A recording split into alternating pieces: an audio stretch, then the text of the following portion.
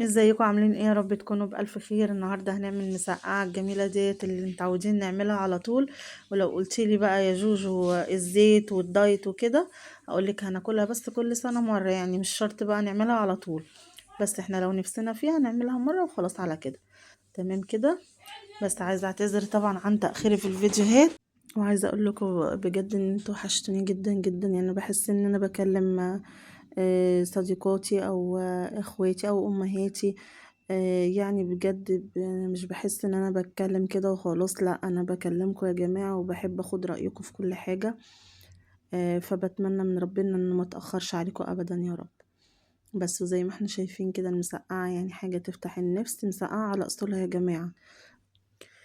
وزي ما احنا عارفين النهاردة أول يوم من صيام يونان، هنصوم ال3 أيام علشان ربنا يغفر لنا خطيتنا زي ما غفر ليونان وطلعه من بطن الحوت. يا رب يشفي جميع أمراضنا يا رب، ويا رب يفرج عننا أي حاجة ويحل لنا مشاكلنا يا رب، وكل حاجة تبقى تمام.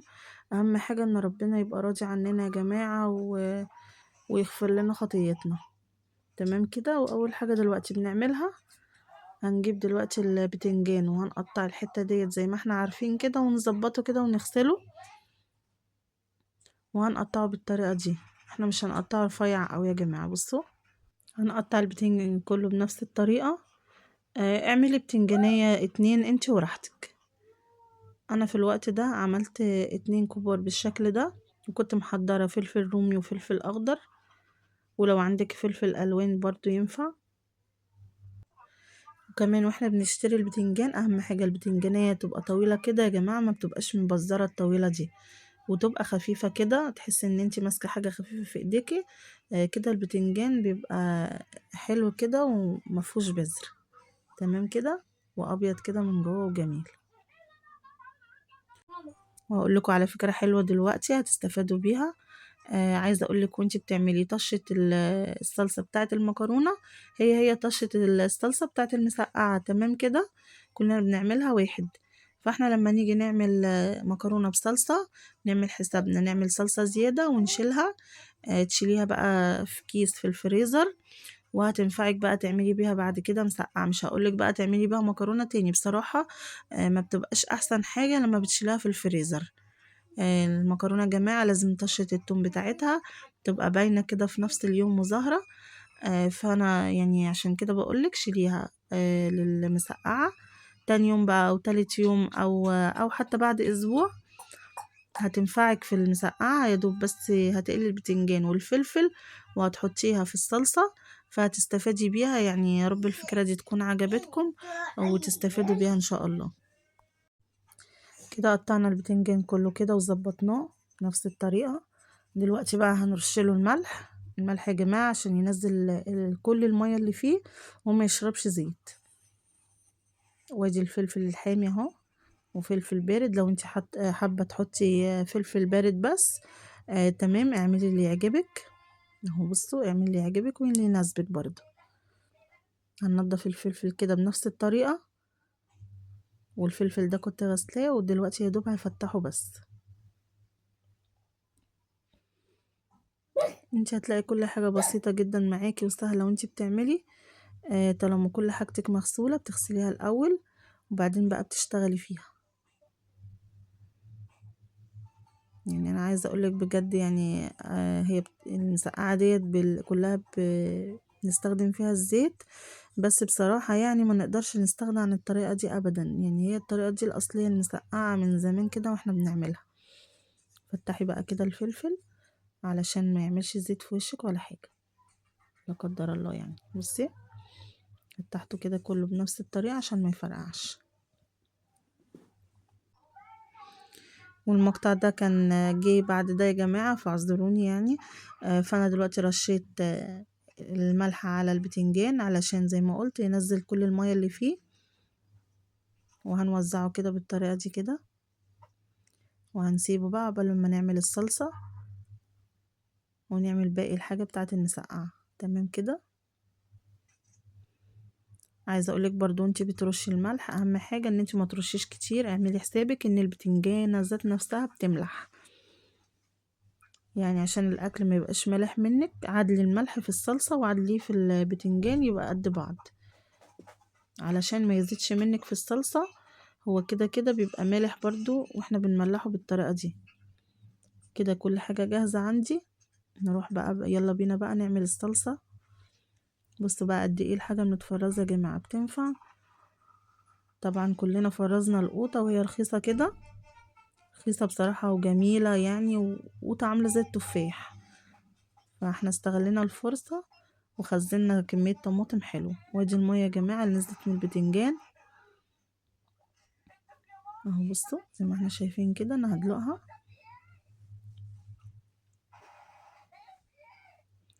ودلوقتي هقلي البتنجان.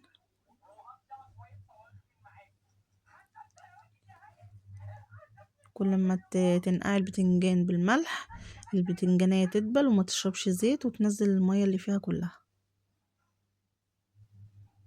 خلاص كده هقليه بالطريقة العادية جدا، وهتطلعيه على ورق عشان لو في اي زيت زيادة ولا حاجة الورق يشرب. عايزة اقولك الورق الابيض ده يعني بجد نعمة في البيت. لو في اي حد بتاع مستلزمات كده الورق والورق الفويل دوت، بتشتري منه نص كيلو بينفعك بصراحة وبيقعد معاكي كتير جدا. بصوا زي ما احنا شايفين كده، هخلص قلية البتنجان كله بنفس الطريقة، وهحطه على الورق الابيض كده عشان يشرب الزيت. وهقليه تاني مرة كده لغاية ما اخلص الكمية كلها بنفس الطريقة. تاكلي بقى احلى طبق مسقعة. ويا سلام بقى لو في قرن فلفل حامي، يعني بصراحة بيخلي المسقعة بيوديها في حتة تانية خالص، لو عشاق الشطة طبعا. خلاص كده هقلي البتنجان كله كده. بعد كده هنقلي الفلفل في الاخر. وبعد ما قليت البتنجان كله دلوقتي فاضل الفلفل. دلوقتي هقليه وخلاص على كده. تبتدي بقى تقلبيه عشان ما يستويش من جنب واحد. وزي ما احنا شايفين انا مش حاطه زيت كتير. كده الفلفل استوى. دلوقتي هصفيه بالمصفايه دي عشان ما يشربش اي زيوت.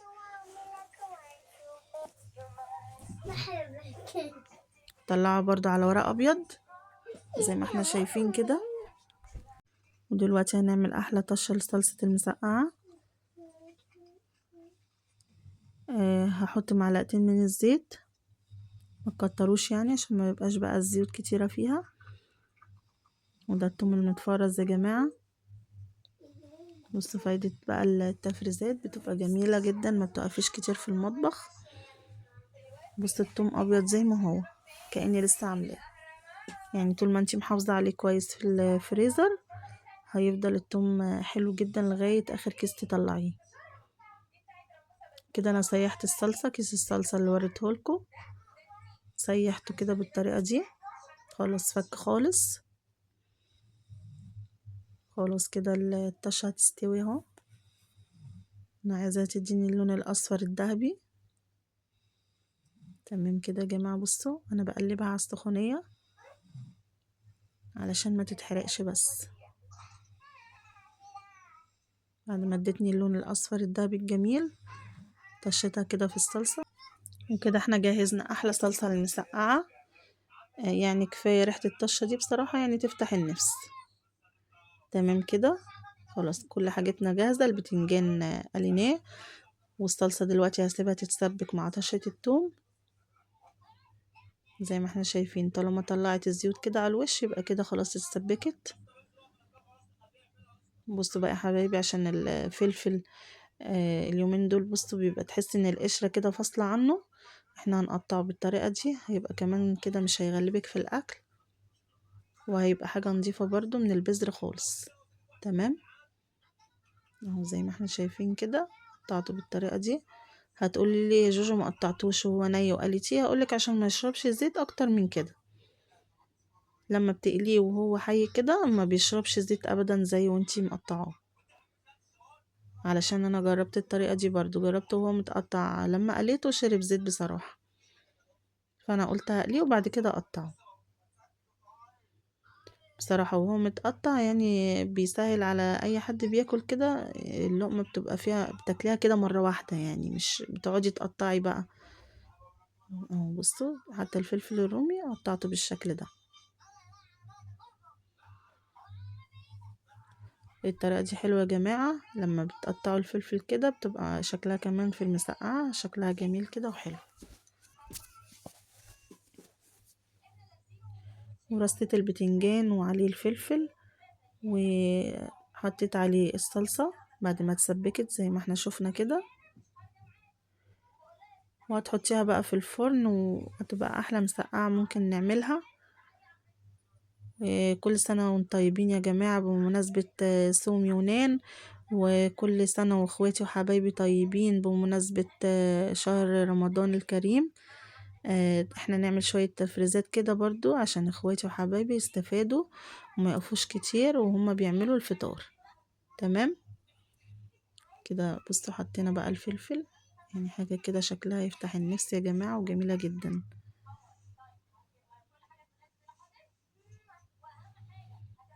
تدخليها بقى في الفرن، انتي مش هتولعي بس غير الشواية، تديها وش وخلاص كده، وممكن تديها غلوتين كده من فوق وتديها وش في الشواية، وكده بقت احلى مسقعة ممكن تاكليها. ومش شرط بقى زي ما قلت نعملها على طول لو احنا خايفين من الدايت او من الزيوت. لا، احنا نعملها كل فترة كده وما نحرمش نفسنا منها ابدا يعني. وقدمنا بقى المسقعة بالطريقة دي يا جماعة، واحلى عيش بلدي يتاكل مع المسقعة. هي مش عايزة اي حاجة تانية خالص. ممكن بقى تعملي للاولاد آه بطاطس مقلية او بطاطس مهروسة، علشان بس لو فيها نسبة شطة ولا حاجة، بس هي الاطفال والكبار عندنا يعني بيحبوها. بصوا يا جماعة، بجد المسقعة شكلها يفتح النفس جدا. بتمنى الفيديو يا حبايبي يكون عجبكم، ولو عجبكم حطوا اللايك وفعلوا زر الجرس عشان يوصلكوا كل جديد. ويا رب الفيديو يكون فيديو خفيف عليكم يا رب، واكون كده وحشتكم زي ما انتوا وحشيني يا حبايبي، واشوفكم على خير الفيديو الجاي ان شاء الله.